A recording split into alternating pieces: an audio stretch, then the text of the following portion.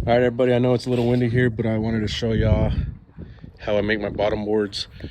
So this is just going to be a little example. I like to do a lot at once. This is just one sheet of plywood. That's 3/4 inch plywood, 4 foot by 8 foot. I do cut it in little 22-inch sections, so it's easier on the table saw to handle. I had my son help me. So these are just rough cut, they're not straight. I'll use the table saw to straighten that out.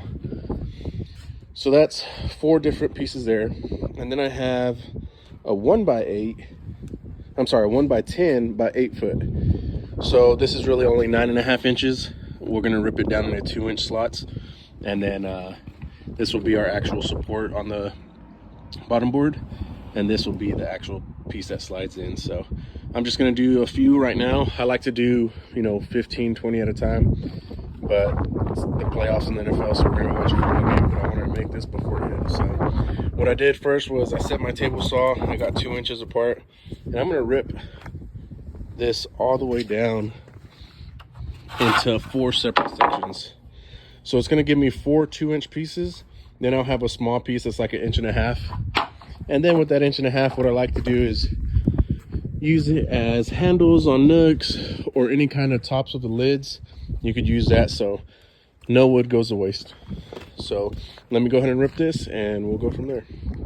All right, so this is one of the bottom boards I made earlier this year. Had different sections of wood to slide in. Instead, I'm gonna use a whole piece of solid sheet of plywood, but we're gonna make the end frames right now, the end bars, and go from there. You can see where I had these on here. And what I do is I rip them, the edges to what they're supposed to be. Then I'll use a dado blade to actually put the insert in. So that's what it'll look like when we're done. I just had the screen from when I had to move some colonies, so I would screen the entrance. I'm sorry. And that's what it'll look like when you're done. Let's go.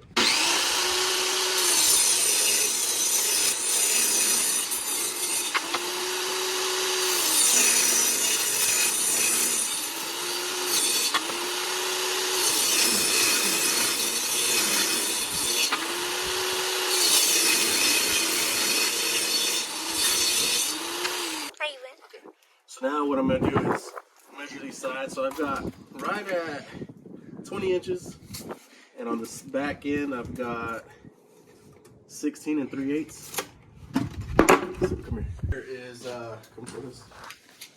From my blade, I'm gonna measure 20 inches and then 16 3/8 as well. I've got a mark here and a mark here. So I'm gonna see how many I could get of each. Now I'm gonna need twice as many 20-inch ones because those are the side frames. So I'm gonna do 2 of those first. All right, so I'm stuck with 4 pieces that are 2 inches wide, 96 inches long, and I'm gonna cut them at 20 inches. So that means I could get 4 out of 1 piece. So that means I'll get 8 out of these 2 pieces. That's enough for 4 bottom boards. So let's cut these really quick.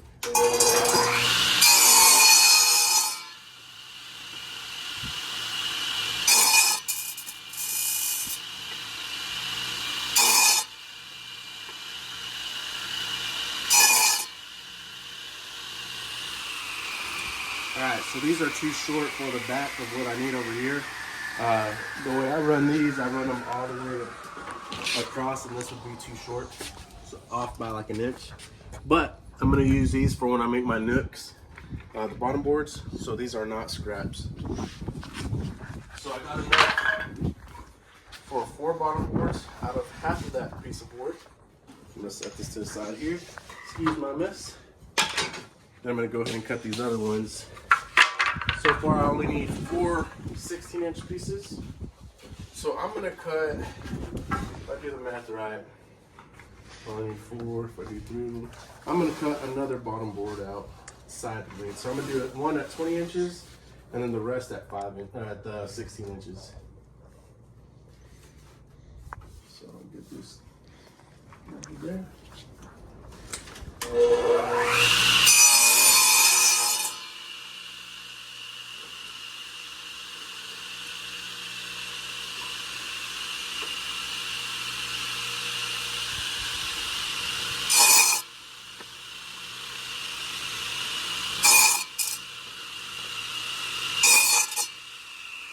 All right, so now what I'm gonna do is get my, cut my plywood into the proper width and length. So I have it at 15, I would say 15 and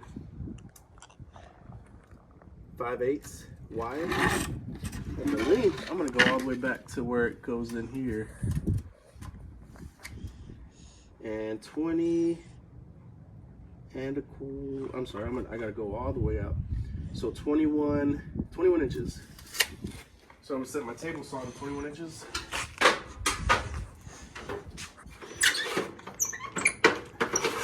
This ain't that great of a table saw, but we're gonna do the best we can.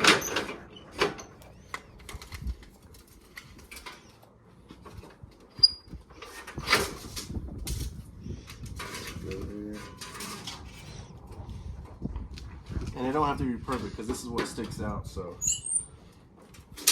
21 inches there. And what I'm gonna do is I cut these at 22 inches.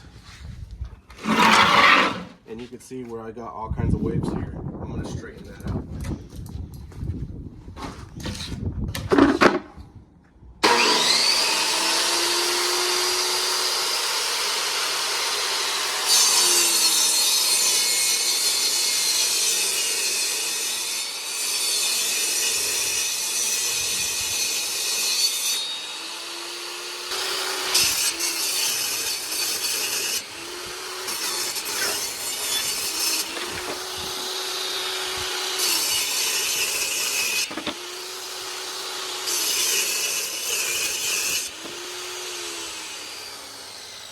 Alright, so now, the reason why I went ahead and did that was because now I need a dado blade.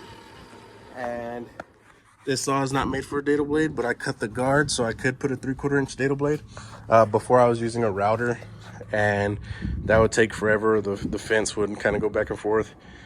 So I'm gonna go ahead and put on the dado blade and I'll start recording again. All right, so I'm not even gonna use that whole 4x8 sheet of plywood because y'all saw how I had them in strips. Well, I could get 3 passes per strip, so I could get 12 of these bottom board cutouts for one 4x8 sheet with scrap. But I'm gonna go ahead and use that for nooks and stuff, all the extra stuff. So I already have enough for 3, 6 there, and then I got enough for 5 there. So now what I'm gonna do, I'm gonna unplug this, put on a dado blade, dado those out, and then slap some together. All right, so now I have the dado blade installed. You can see this wasn't in use for a dado blade, so I just jerry rigged it and opened that up, open up the guard.